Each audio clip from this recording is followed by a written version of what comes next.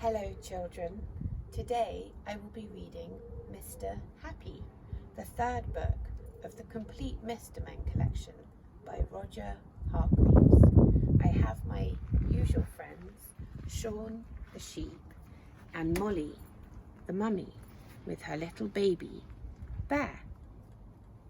So everybody sit quietly and the story shall begin.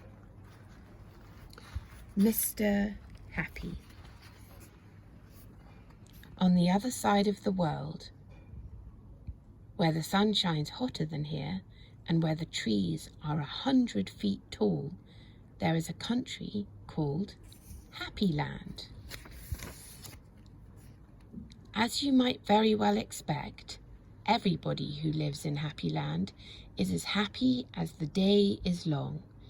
Wherever you go, you see smiling faces all round. It's such a happy place that even the flowers seem to smile in Happy Land.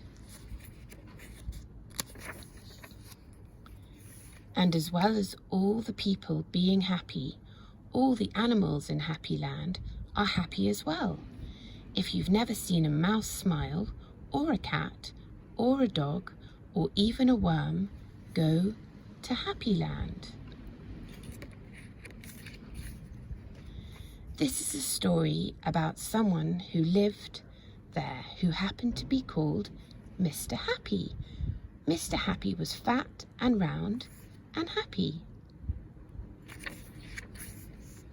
He lived in a small cottage beside a lake at the foot of a mountain and close to a wood in Happy Land.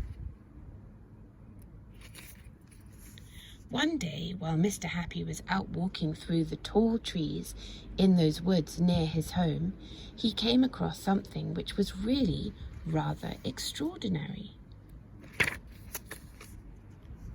There in the trunk of one of the very tall trees was a door.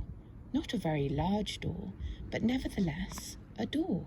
Certainly a door, a small, narrow, yellow door. Definitely a door. I wonder who lives here, thought Mr. Happy to himself, and he turned the handle of that small, narrow, yellow door. The door wasn't locked, and it swung open quite easily. Just inside the small, narrow, yellow door was a small, narrow, winding staircase leading downwards. Mr. Happy squeezed his rather large body through the rather thin doorway and began to walk down the stairs. The stairs went round and round and down and down and round and down and down and around. Eventually, after a long time, Mr. Happy reached the bottom of the staircase. He looked around and saw, there in front of him, another small narrow door, but this one was red. Mr. Happy knocked at the door. "Who's there?" said a voice, a sad, squeaky sort of voice. "Who's there?" Mr. Happy pushed open the red door slowly, and there, sitting on a stool, was somebody who looked exactly like Mr. Happy, except that he didn't look happy at all. In fact, he looked downright miserable. "Hello," said Mr. Happy. "I'm Mr. Happy." "Oh, are you indeed?" sniffed the person who looked like Mr. Happy but wasn't. "Well, my name is Mr. Miserable, and I'm the most miserable person in the world." "Why are you so miserable?" asked Mr. Happy. "Because I am," replied Mr. Miserable. "How would you like to be happy like me?" asked Mr. Happy. I'd give anything to be happy," said Mr. Miserable.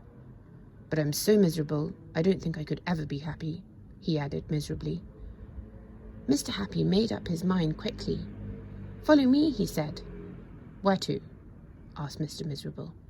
"Don't argue," said Mr. Happy, and he went out through the small, narrow, red door. Mr. Miserable hesitated and then followed. Up and up the winding staircase they went, up and up and round and round and up and round and round and up until they came out into the wood. "Follow me," said Mr. Happy again, and they both set off through the wood back to Mr. Happy's cottage. Mr. Miserable stayed in Mr. Happy's cottage for quite some time, and during that time the most remarkable thing happened. Because he was living in Happyland, Mr. Miserable ever so slowly stopped being miserable and started to be happy. His mouth stopped turning down at the corners. And ever so slowly it started turning up at the corners. And eventually Mr. Miserable did something that he had never done in the whole of his life.